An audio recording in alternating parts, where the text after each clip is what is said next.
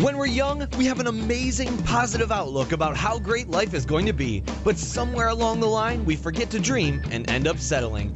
Join Up Dots features amazing people who refuse to give up and chose to go after their dreams.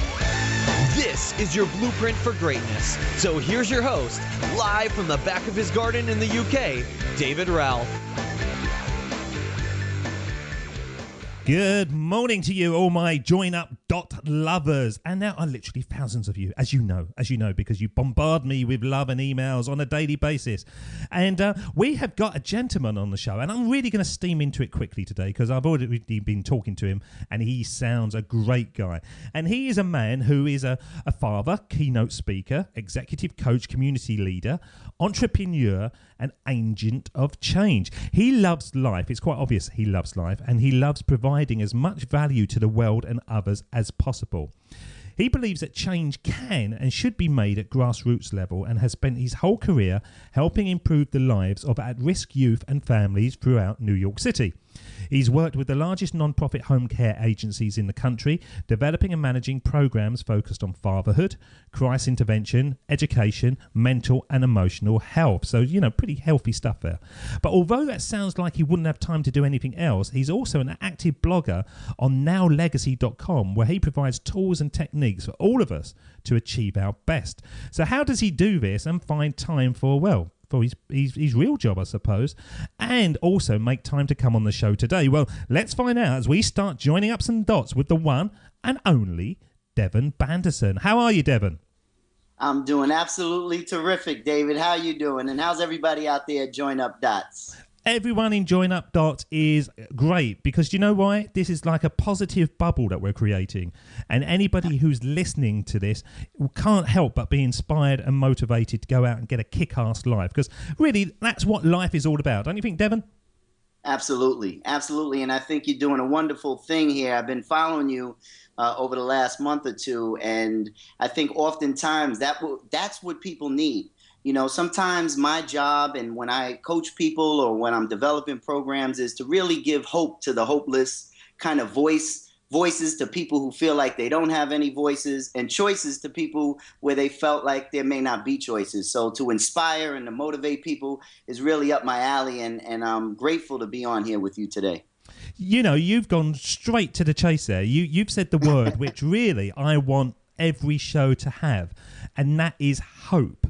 And I had a chap back on, about episode 63 or something it was. Yeah, it was episode 63, called Brian Keefe. And he was really motivational marketing guy, and he was amazing. And every time he opened his mouth, I just jaw dropped listening to what he was saying. And afterwards, when we finished recording, he said, your show's going to take on big time. And I went, I do hope so, because that's what you want. He said, no, right. It will do. He said, because you're selling hope, and the world needs hope. And although I found that inspiring for him to say that to me, and it was a lovely thing as well, and it gave me courage and confidence to keep on going, it's also a bit sad, isn't it, that people need hope?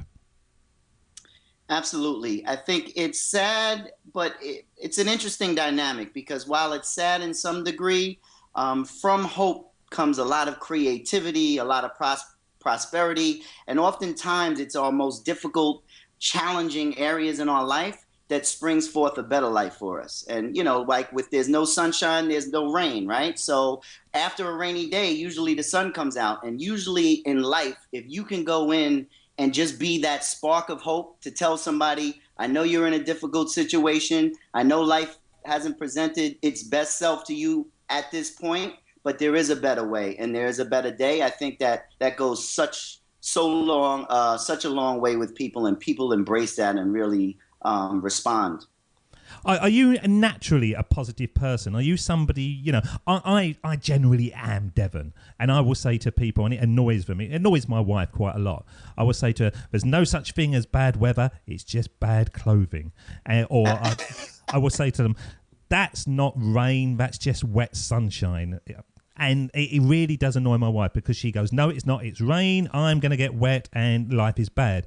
But are you somebody who can, turn their head onto the positive even in dark times?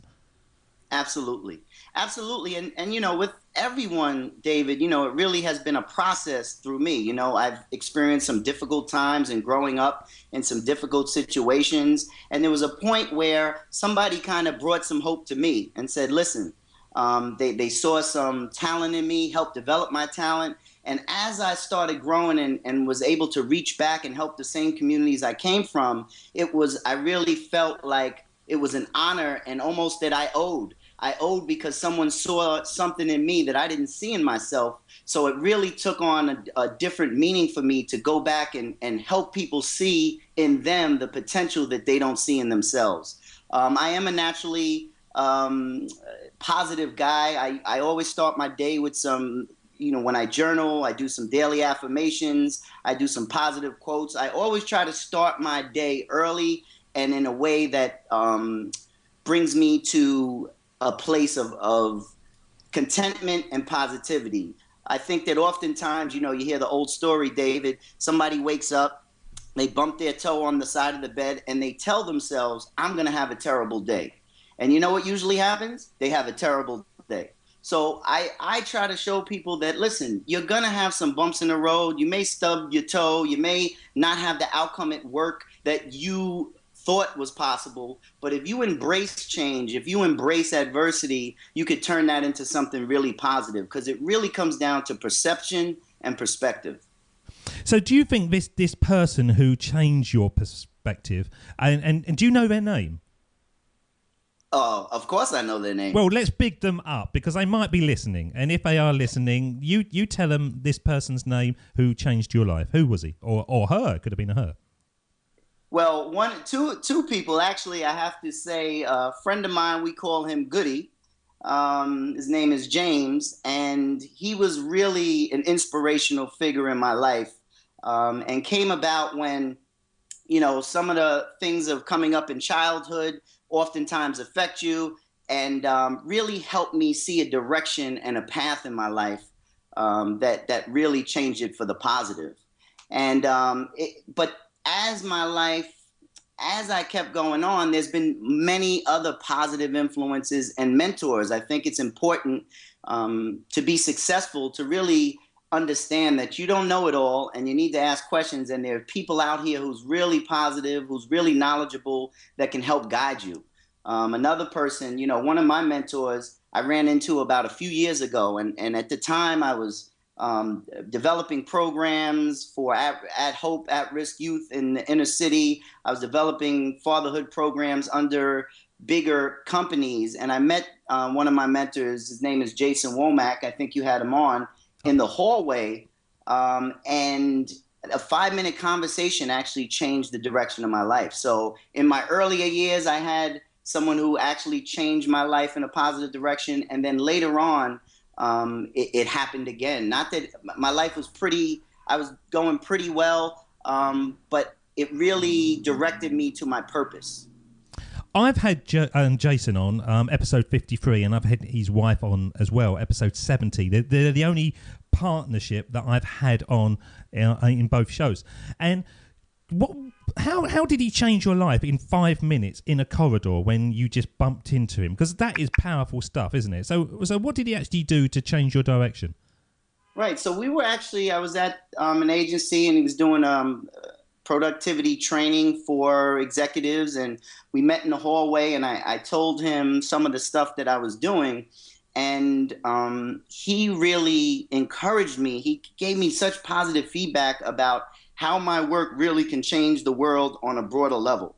That the work, like we talked about earlier, David, the hope that we provide, that I can actually do that on such a larger scale. And he said that because of his positive feedback and how impressed he was with me, and what happened was he said he wanted to stay in touch. And David, a lot of people say they give you a business card, they say they want to stay in touch, but he actually sent me an email the next day, followed up with a phone call a day after, and I was really impressed by the commitment to his word and the integrity that I seen in him. So I gave him a shot to continue to follow up and follow him to see what he was about. And it really changed the direction into how I started doing more speaking and public speaking and my blogging, and also doing a lot of the coaching that I actually saw him in a few years ago. So it was powerful stuff. So he was one of your dots, really. In the Join Up Dots timeline, there's normally small dots, and quite often there's big dots. And unfortunately for many of the guests, or maybe fortunately, the big dots are quite often the dark times in their life where they found their true self, they found their authentic path. He was obviously a bright moment in your life, so he would be like a small dot. But was it something that really did have ramifications and ripples, that 5-minute conversation, to the rest of your life? Absolutely. Because at that point, my life was going pretty well, David. I had connected to, I felt like I was connected to my purpose in helping people see their potential and to grow. And be the best version of themselves they can be, but it was on such a smaller scale. And that conversation opened the door. He's a big, one of the things he said is the 5 people you spend the most time with, you'll be the average of those 5. So it had me kind of look at who my biggest influencers were and had to find out how I needed to change that up to get to a higher level or a broader level of helping people and giving back, because that's what I really wanted to do. So he was that bright spot of dot that kind of connected the purpose that I was doing on a smaller scale into what I'm doing today. What you're talking about there is the classic Jim Rohn speech, which Jason was sort of sharing with you. And it is a truth that runs through all our conversations, that people who become successful or lift up the anchors to where they were in their life really do have to look around them and look at the people that are holding them in position. And sometimes it's very difficult to cut them free, but to be able to move on, you need to challenge yourself, don't you? And so you need to surround yourself, exactly as you're saying, with people who hopefully are far more experienced, far more knowledgeable, far more successful, because it gives you a combination of what is possible, and it also gives you a belief that you can do it as well if they're willing to share their time with you. Absolutely. Absolutely. And it really dates back. I was a pretty good basketball player growing up in New York City, and it's similar. It's a parallel because as I grew, I got a college basketball scholarship, and usually on the teams that I was the best player, we did pretty good, but I never felt like I was getting any better. And what happens was when I was put on teams of older people or guys with a little more talent than I had, it always had me raised up to a different level. So as that moved into my professional career, I had to make sure that, one of my favorite quotes is, if you're the smartest person in the room, then you need to get out of that room. Because because there's always someone that you can learn from. And I think that is how the dots really connected for me. I am a connector by nature. I really enjoy human interaction and connecting with people on a level where when I sit down in a conversation or I'm over the computer, I try to be present and in the moment. I'm not trying to think about what happened yesterday. I'm not trying to think about what I'm going to say after you finish, but I try to understand the gift of right now in the present.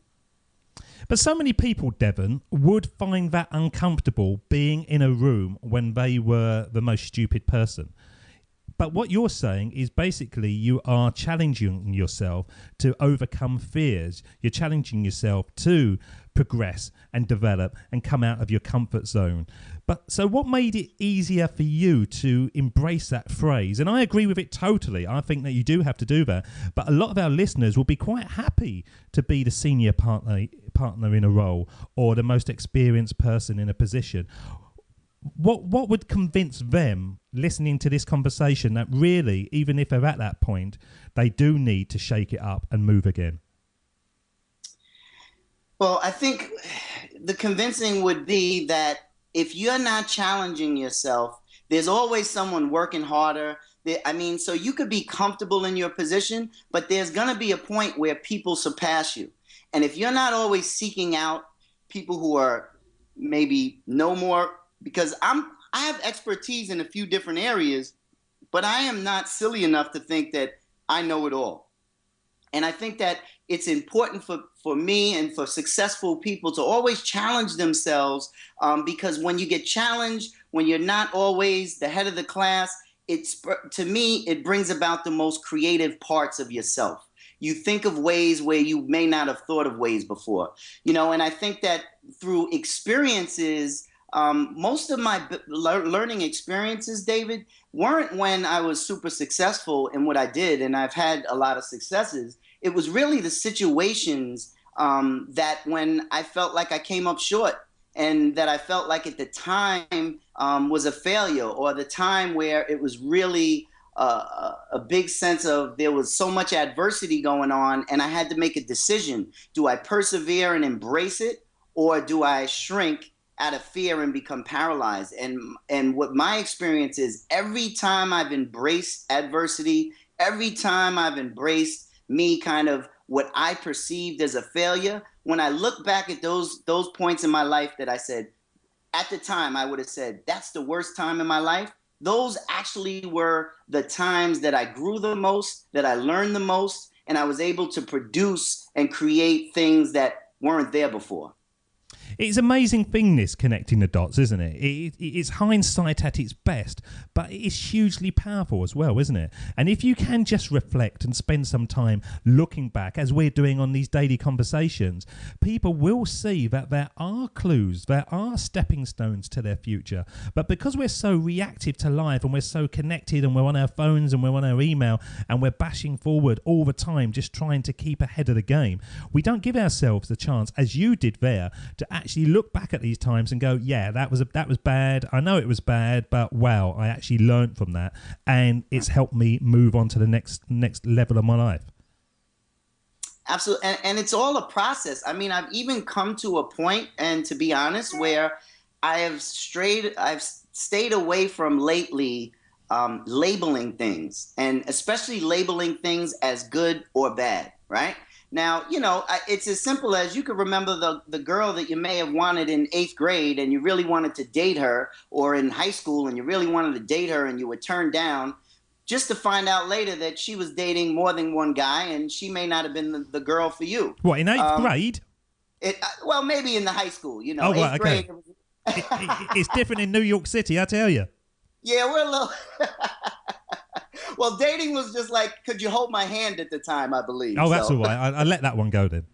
But I think that I try to stay away from the things, labeling things as bad or good, because as I reflected in my life, some of the things that I thought were good for me, actually, that I labeled as good, weren't the best learning experiences, didn't propel me into more success. And some of the things that in the past I labeled as bad, or not so good for me, actually were the ones that were turning points in my life. And connecting the dots of that changes how you see adversity in the present moment. So, because if you take... Yeah, sorry. So I'm really keen on these bad moments that you're saying. Yeah. So what would be an example in your life? Because you're coming across uber positive, and I can see that the work you do provides great value to the world. It must be difficult work as well, because it's not easy subjects that you're tackling on a daily basis. So these bad points, what were they? And did they affect you personally, professionally, or was it a combination that they just came together and sort of knocked you off your feet? Oh, absolutely. So I can go most recently all the way back to childhood. I think that one of the examples most recently, I was in an international speaking contest, right? And I prepared this speech about the value of tribes and teamworks and networks as it related to the birth of my premature son, and how the importance of a team concept. And I went to this event, and it was the first one I was at, and I ran into this guy, we'll call him John, and John was uber confident and kind of a lot cocky, and he said, you guys are all going to come in second. So it brought up a lot of my competitive juices. I wanted to do well, and I did the speech, and when I came off, 2 of the 3 judges were actually crying and pulled me over and said that was such a powerful speech. And as I sat through the rest of the competition, I saw John go up and he did his speech, and people were coming to me and saying, what a great job. And I thought I had won this thing. And we come down to it, and they introduced the winner, and they said second place, Devon Bandison. And I had felt like I failed because guess who got first place? John. Cocky John. Cocky John. And I saw him about 2 weeks later at another event, and he came to me and he made a beeline across the room and said, just to tell me, what was your name again? And I felt like he was kind of rubbing it in. And I took it in stride and everything. But what happened from there was amazing because I thought it was a failure. But by me not even coming in first, I actually received so many more job opportunities to speak from the people that were not only judging the contest, but were in the arena. And I've seen John, and I know lately he's been trying to get some work. But from that disappointment of me not coming up in first place, it actually spurred greater opportunities. Other instances were more personal, David. You know, growing up, sometimes had some difficult times in the environment I grew up. Family somehow, addiction had reached throughout my family, as it does a lot of families throughout the country and the world. And what it did was it allowed me to tap into people who were feeling hopeless in communities. And it actually allowed me to relate to people on such a level. There's nothing like someone being able to say, I can identify, I've been through some of the stuff that you've been, I've seen through some of the stuff you've seen, and I can help you. So those are kind of some of those points in my life that were turning points that I could either have allowed those to eat me up inside and really crush my spirit, or do something about it, which to me is to reach out of myself and help someone else up who may be going through similar situations. So why do you think that happened, that you came second and you had more opportunities present themselves to you than Cocky John? Because we see it over here. We have a similar thing that you have. You have American Idol and we have X Factor. And if you look at all the people that win it, they have this burst of success and then just kind of disappear. And it's always the people that have come second or third that actually go on and have these kind of quite lengthy careers. And it's funny. It's a sort of standing joke. If you win it, you're not going to go anywhere. Come second and you'll do all right. So in your speaking competition, why do you think that was the case, that you came second, but it opened doors that Cocky John didn't get? Right. To be honest, to me, when you come up short or you don't reach your ideal, it is that point in your life where you're able to tap into a level of creativity and perspective and foresight that you may not have seen before. When you come up and you're the first prize winner and you very successful and you're in first place, oftentimes you feel like there's not any more work to do. And when you come up short, I think there's another level of motivation. I think there's another level of always trying to improve on yourself that isn't there oftentimes when you place first or you're at the top of the class, which is why I always challenge people to challenge themselves, to really connect the dots in their life and say, listen, I may be an expert in this area and I could go and be the smartest one in the room, but it's the times when I come and I don't feel like that it's going to challenge me to work harder and really try to be better at whatever I'm doing. No, I agree with that totally, but coming second, why did people see something in you that they didn't see in Cocky John? This is the thing that I'm interested in. Why did you suddenly have more career opportunities was it just that you touched them on an emotional basis? Was it that the speech was just more appealing, although you didn't win? What was it that made those doors open for you? Oh, that's a good question. I think it was a combination of a few things. I think that my speech in general had a purpose. It had a purpose that connected to kind of the human spirit. But I think what happened after I got off the stage was just as important. I think many people came, and before they came to me, what people do is they watch you, right? They watch you to see how you react when they call your name for second place. How do you react when the guy comes across the room to kind of rub it in. And I did it with a smile. I wished them the best of luck. And when people approached me, some of them kind of intimated that, you know, I should have won, but I didn't feed into that. I didn't go into I should have won, I was better than him. All I did was I was just happy to be able to tell my story. And this is kind of what I do. I live this. I don't try to kind of turn it on and turn it off for an event. I try to walk this walk and talk this talk, you know, when people are looking and when people are not looking, especially. So I think the human connection and, like you say, connecting the dots, there's something about being present, being authentic, and being purposeful that allows for people to say, you know what, I want to see more from this guy.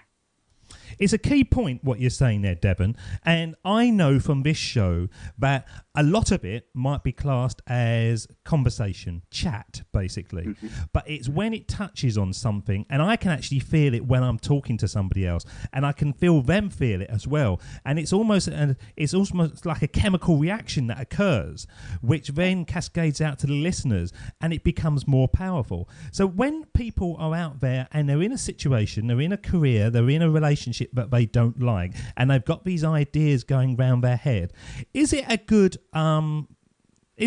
focus that they should have to actually think, how is this idea going to affect people in a positive way? Is there going to be more value to them, and will they have a quicker upswing if they do focus on providing value to other people first?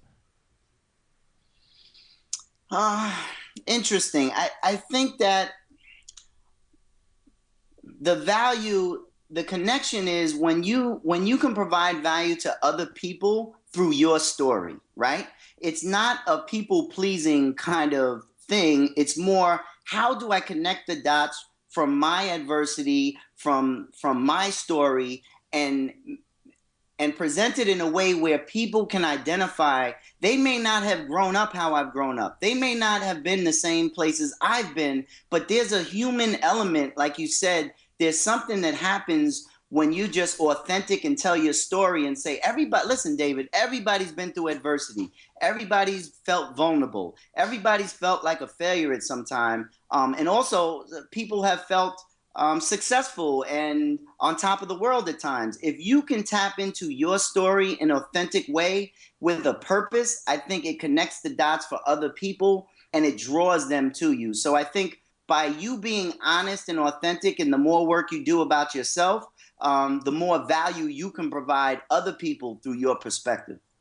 Well, I'm going to ask you a question here, Devon, and this is something that has come up in many, many shows, and it's a kind of a theme that I now cling to. And on Join Up Dots, the tagline is connecting our past to build our future.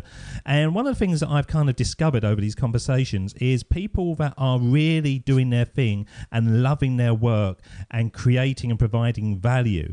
And you could sort of do little rabbit quotes and say they're successful. If you go back in time to when they were young kids, they were pretty much doing the same thing.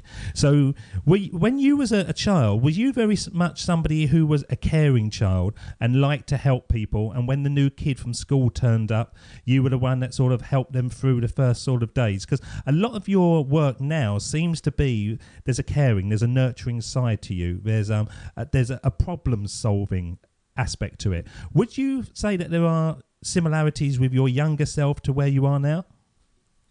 Yeah, in many ways. I wasn't I actually, we all have a level of selfishness at some point that for me turned from selfishness to a little bit more selfless. Early on, you know, I think what went into, I have a family that is very diverse. They come from all different countries, and if you came to like a family function, it's almost like a United Nations. And I think what that did was that allowed me to see the connection and the similarities in people rather than differences. I think that was where I got my head start. But was I the kid in 7th grade who said, "Let me help you to your seat"? No, that didn't come till later, when I actually got, you know, when you play college basketball, you end up coming back and you coach youth, and you're a counselor. And when I used to go away to school, they used to provide you with so much basketball gear and sneakers. And that's when I came back to my community in my college years and started running basketball tournaments in the community and giving back kind of all that extra stuff that I got in college. So that caring, nurturing spirit came, I think, more from my experiences, seeing people who've been through similar experiences and want to give back. And even then in college, when I was running tournaments in the community, it became more of a community event. I had the older people in the community, cooking and selling food. I had the younger kids selling the waters or going to the store. I had local music DJs, and I was always someone who liked to see people do well and people connected for a larger cause. Are you in your perfect job, do you think, at the moment? Right now, I'm right where I'm supposed to be. I think that what I am looking at implementing in the next 3 to 6 months will put me I think I am in my perfect job, but I still want to be able to help more people and make a difference in more people's lives. So absolutely. So is, politics and stuff, is that something that would interest you? Not at all. Not at all, to be honest. Why do you say that? Well, I just think, that is the ultimate, being able to help people. Or in your head, I know, Barack Obama and stuff is probably not helping as many people as he would like to. And over here, we've got David Cameron, and I bet his hands are tied in many shapes as well. But that is the ultimate right. Sort of position to think, you are going to leave your mark and you're going to make things better for the poor and you're going to help the old and all those kind of things. Right. I agree. But I think that being, there was a guy at Nike, he works right under Phil Knight. And he said, one of the things he said was, would you like to be the guy at the head of the chair or the influencer of the guy at the head of the chair? And I think I would rather be the influencer. I think that I'm helping people. I'm helping executive fathers. I'm helping executive parents learn how to be more productive, learn how to spend more quality time with their children. I think I'm helping people on that level, as well as I've always been on a community level, developing programs and such. But as my coaching has taken off and my public speaking has taken off, I think that I'll be able to influence more people by continuing to do what I do, but trying to just reach more people at different levels who can make those policy decisions. Are you fearless? Because there's so many things that you're going into really can tip the balance on people's lives. Are you just absolutely firm on your convictions, or are you somebody that is without fear? Yeah, it's funny because I'm not without fear. I think that there's healthy fear and there's unhealthy fear, to be honest, right? So obviously, David, if I go and I see there's cars coming down the street, I have an unhealthy fear of walking in front of those cars. I think where people get stuck is the unhealthy fear of when they fear. Fear is a natural kind of thing that human nature, we sometimes doubt ourselves. But if we allow it to paralyze us and not make the next move or the next connection or the next step, I think that's where people drop the ball. And for me, I try to persevere and know that, okay, I'm not fearless, but despite maybe how I'm feeling at this moment, I know that if I take one step towards my goal, that somehow the universe meets me where I'm at and provides the next step for me. So I think that having courage is a lot different than just being fearless. I think that you have to have courage, and also I think it also takes courage to be vulnerable, to kind of tell people that you don't know it all, but you're willing to learn, and you're willing to learn from them if they're open and willing to learn from you as well. Because in my career, now I'm doing this every single day, it is like therapy in many ways, and I listen to people talking and I reflect on my own life. And I think for many years I was fearless in my comfort zone. I think I played towards my strengths within the area that I could allow myself to play to my strengths in. And since I'm doing this, I think the things that have increased my reach, my positivity, my confidence, my influence, whatever you call it, is when I have confronted that fear. And at the beginning, it was terrifying. And even now, it's still quite terrifying, actually. On a daily basis, I would sort of wake up thinking, oh, God, have I got enough guests for the next 7 days? Have I got this? Have I got that?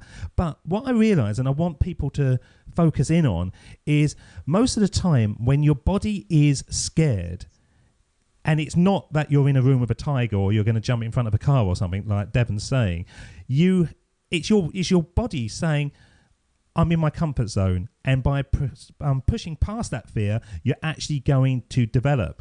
And it's not going to be perfect the first time, but it's not going to kill you either. You can push forward, and it's almost like a compass, isn't it? It's a compass, Devon, showing you the way to actually expand yourself and your influence on the world. Absolutely. And when I coach people, David, I try to challenge them to embrace that. There's always that, is this going to be successful? Oftentimes people say, you're such a natural when you go speak. Do you still get nervous? And every time I still go out there and I still have butterflies. And what it does is, like you're saying, it's actually a compass. There's been only 2 or 3 occasions in my life, whether it was speaking or playing college basketball, where I didn't feel those butterflies or that nervousness or that a little bit of fear. And all 3 of those times when I just felt totally calm, I was flat. I didn't have my best game. I didn't have my best speech. I think that by embracing that kind of level of anxiety and uncomfortability, it actually will focus you, and you'll have a focused mission to go out there and perform at your peak performance. It's fascinating because that's exactly the same with me. I used to be a financial trainer, and I used to do pretty much the same training courses all the time. I knew them inside out, and I could just walk into the room, put up the PowerPoint, and bang, for the next 3 hours I could just talk it out. But there was never one course that I didn't go to the toilet maybe 3 times beforehand, and even though I looked totally calm, I had those butterflies all the time. And even when I was actually in it, I would still occasionally think to myself, oh my God, I think I've lost my place. Where am I? And then the butterflies would come back. And it is just sort of nature's way of helping you raise your game somewhat. Absolutely. Absolutely. And what you get out of it, I mean, every time I look back, I think, am I prepared enough for this speech? Am I prepared enough for this workshop? Am I prepared enough for this client? But every time I look back, it usually has been, I've always learned from my experiences, but it usually turns out better than I always think. So I just know that I just have to, 80-90% of things is showing up, because I know that I've done the preparation, but you just have to show up and give the best of yourself. Some days you may not be at your peak, but I think that through preparation and being confident in what you're doing, you'll be able to make a lasting impression. Yeah, I think so. I've done some of these interviews, and while I'm doing them, I think to myself, oh, I'm not hitting this at all. This feels wrong. And I'm just kind of trying to get through to the end. But then when I've listened back, it's a totally different ballgame. I actually think, oh, that sounds all right. That's fine. But inside, because you're trying to do your best job you possibly can, you're constantly beating yourself up while you're doing it, where really what you should be doing is just relaxing, going with the flow, and then afterwards reflecting and trying to learn from that experience. Absolutely. And an old guy used to tell me, if you're going to beat yourself up, Devon, why don't you take the feather and put down the bat? And I used to say, well, that's pretty good, because even some of my speeches and my work, I look at them because I want to tear them apart. But it's very difficult sometimes to even hear myself because I'm so I try to overanalyze and assess everything I do, But like you said, if you sit back and just allow things to come to you, it'll just come out naturally. And the work you've put in and the preparation will be able to hit home with others. And then as you reflect back, I think it'll be a product you're happy with. I love that phrase. I've written this down. Why don't you take the feather and put down the bat? That's brilliant, isn't it? Absolutely. So simple, but so profound, right? Yeah, absolutely. That's going to be one of my mottos of life now. I think you've changed me, Devon. You've changed me like Jason Womack changed you. Well, I'm glad I could help in any way, David. You have done. What I'm going to do, I'm going to play a couple of speeches now, and one of them is very, very short, and I just want to get your flavour on both of these. And these are the kind of midway points to the show. So the very first one is a chap called Jim Carrey. You might have heard of him, Devon, and he said a few words recently to a bunch of students, and this is one of the sort of the snapshots of it. But how powerful is this? You listen to this. My father could have been a great comedian, but he didn't believe that that was possible for him. And so he made a conservative choice. Instead, he got a safe job as an accountant. And when I was 12 years old, he was let go from that safe job. And our family had to do whatever we could to survive. I learned many great lessons from my father, not the least of which was that you can fail at what you don't want. So you might as well take a chance on doing what you love. Isn't that inspiring, eh? Absolutely. That actually gives me the chills hearing that. And I think that is something that will touch anybody who hears it. Anybody, there's a human element to that everybody has a choice in their life at one point, whether to really follow their passion or their dreams or kind of settle for what's safe. That's really, I never heard that. And thank you. I'm going to listen to that again. Yeah, you get it. It's on YouTube. And it's about 26 minutes, and most of it is for laughs. It's Jim Carrey, after all. Right. But then he hits this bit in the middle, and that's just one of the parts. And I just thought to myself, that is so true. And I think I spent many, many years settling. And it wasn't that I thought I was settling. It was just that I was on the wrong path. I was building a career for the money, basically. And it was only when I actually realised this and jumped off the cliff, that's when I've realised that I'm finding my passion. I'm finding what I should be bringing to the world.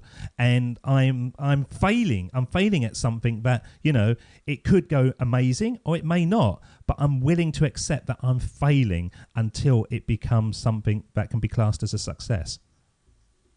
Absolutely. I mean, one of my favorite quotes is Winston Churchill. You might have heard of him. Certainly have. And he said that success is going from failure to failure without the loss of enthusiasm.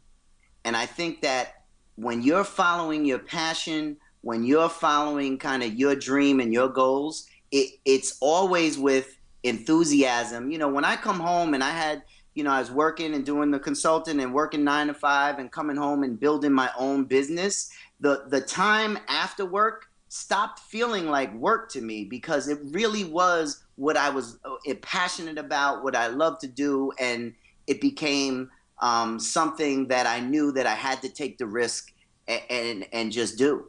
And because of it, success followed after that. And not because I put a plan together and I was successful, no, because I had so many times where I didn't reach what I thought was my ideal level of success. But what it did was it redirected me to where I should have been. And I would never have known that if I wrote down my plan and I mind mapped where I thought it should go. And it ended up somewhere totally different, but in a way that really was beyond my wildest dreams. Let's play you some words that say those very words that you've just said in a different way. This is Steve Jobs, but I think you know what he's saying. Of course, it was impossible to connect the dots looking forward when I was in college, but it was very, very clear looking backwards 10 years later. Again, you can't connect the dots looking forward. You can only connect them looking backwards. So you have to trust that the dots will somehow connect in your future. You have to trust in something, your gut, destiny, life, karma, whatever, because believing that the dots will connect down the road will give you the confidence to follow your heart even when it leads you off the well-worn path, and that will make all the difference. And that's exactly what you were just saying, isn't it? Absolutely. Absolutely. And I think Steve Jobs, powerful speaker, powerful man, very creative. I think he hit it right on the head that when you look back and connect the dots, it's really those times where you didn't reach your ideal level of what you thought you were going to be that directed you in a way and actually was a crossroads. Because sometimes when you get redirected, David, you're standing almost on the cliff and you say, do I go the safe route and just retreat and say, let me go to my 9 to 5 or whatever it is that's safe for you? Or do I make that leap of faith and say, I don't want to look back 10, 20 years from now and regret that I didn't go after that goal or my dream, because I think a goal is just I like positive, I listen to quotes and affirmations. One thing I heard, I think was somebody else said, a goal is just a dream with a deadline. And sometimes when I come up on that deadline or I get redirected, it brings me to different levels of success. Does it excite you to hear those words? After your life has progressed through to a certain point and you hear those words, do you kind of think to yourself, yes, it's going to start again, and where the hell am I going to end up? I don't know. Does it excite you, or are you really comfortable where you are now? No, it always excites me. I mean, even I've heard that speech before. Every time I hear it, it does something for me. Because for me, David, if I was comfortable where I am now, I would just be repeating the same thing that I did 10, 15 years ago. Yeah, I'm doing pretty well and I like where I'm at. But now what connecting the dots from my past has done is let me know that there's more to come. There's more opportunity. There's more times in my life where I'm going to have to take another leap of faith. And now I think I'll be able to see it when it's coming. And is it easier to take a leap of faith once you've done it? I've taken a leap of faith, and I quit my 9 to 5 job, and I'm now doing this. And I'm much poorer than I was, but fingers crossed, ultimately it will pan out. And I kind of think now I've done it once, I'd do it again. I wouldn't care. It's that first one that's the big thing, isn't it? But once you've actually done it and you've actually landed and you look around and you think, I haven't broken my legs, I might be able to walk around here a bit, you can start taking those creative risks. It's that first one that really is the scary one. And everyone, I don't care who they are, will be scared on that first one, won't they? Absolutely. And it's the evidence. You've seen it. And David, there's no doubt that your leap of faith will pay off. I mean, I'm not just saying that in theory, but as I followed you, like the person who told you early on while you were starting the show, when you're providing hope to people, when you're being able to lift people up from their current condition to see further than where they are, that is always going to pay off at some level, and it's just about, for me, being consistent, persevering through the difficult times and not giving up. And I think that, when you reached out and we were going to do this show, it was an honor because you actually have gotten a follower in me, because I love what you're doing. So I want to say kudos to you, and please keep up your great work. Thank you, buddy. I appreciate that. I really, really do. Who else inspires you in the world of Devon? Who is somebody that you look at and you go, yes, that person really has nailed it. Not only are they successful, but they're doing it morally and they're doing things in the right way. Who impresses you? I think there's a few people. I think that starts. My mother is one. She took, she was a hospital administrator, decided she was going to move down to Florida, went back and got another degree just to be a teacher and give back to the youth, because that's what she wanted to do in her later life. I think people like, actually, I'm connected to basketball. There's a guy who used to play for the Knicks named Allen Houston. Allen Houston played for the Knicks, was a pretty good ball player, but then dedicated the rest of his life to creating fatherhood programs for fathers in the community. I think that people who take their resources and are able to direct it and look, I don't mean, selfless doesn't mean that you're just giving, for me, giving and you're not receiving anything. The parallel in life for me is always that whenever I've gotten out of my in the moment selfishness and given to others, I've always received so much more in turn, whether it was a commitment from people, whether it was monetarily down the line, or whatever it was. Whenever I was committed to giving to people, it always came back tenfold. And those are the people that I really look forward to. I think Bill Gates is doing a lot of great stuff throughout the communities and throughout the world. I think, he's one person who made a whole boatload of money, one of the richest people in the world, and could have just settled on that. But I also appreciate what he's doing with his wife throughout the world and trying to make the world a little better place. Well, you're making the world a better place, and with your blog, just before I put you on the Sermon on the Mic and we send you back in time, tell us about Now Legacy, nowlegacy.com. What is it that you're trying to provide to the world through that? Right, so nowlegacy.com is about really creating your legacy now, right? I often say now is the new later, right? We always say legacy often is when I pass away, how will they remember me? And I think that Now Legacy provides tools of leadership, success, fatherhood. These are all the areas that I try to positive self-affirmations, productivity. These are all the things that I try to address on Now Legacy to give a format of people to be the best version of themselves they can be, that they're proud of, that their family's proud of, that the impact on their job, the community, is really a lasting legacy of success. Because I spent a couple of hours looking around that site, and it really speaks to you, and it speaks from you, doesn't it? I'm listening to it and I'm reading it and I'm thinking to myself, this is about me.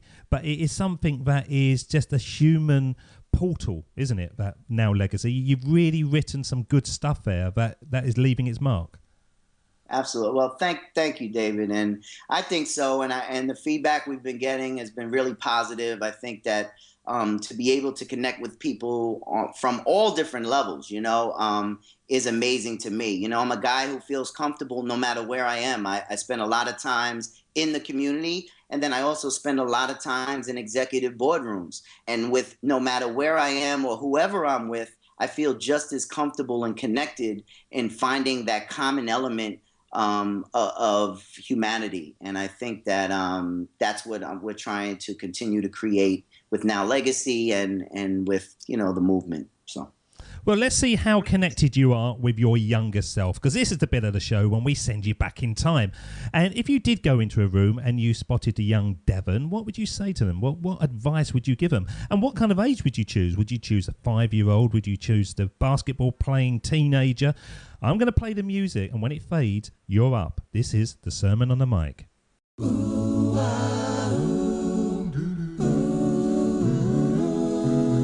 Here we go with the best bit of the show, the Sermon on the Mic, the Sermon on the Mic.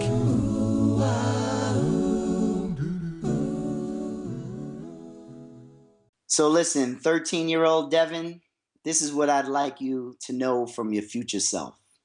As you go through these younger years into early adulthood, I want you to really try to spend time understanding yourself, trying to understand the person that makes you unique and makes you special in this world.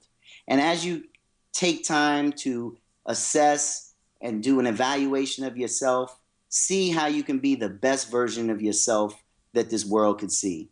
You have the ability to change a lot of lives, and you only do that by accepting all of you.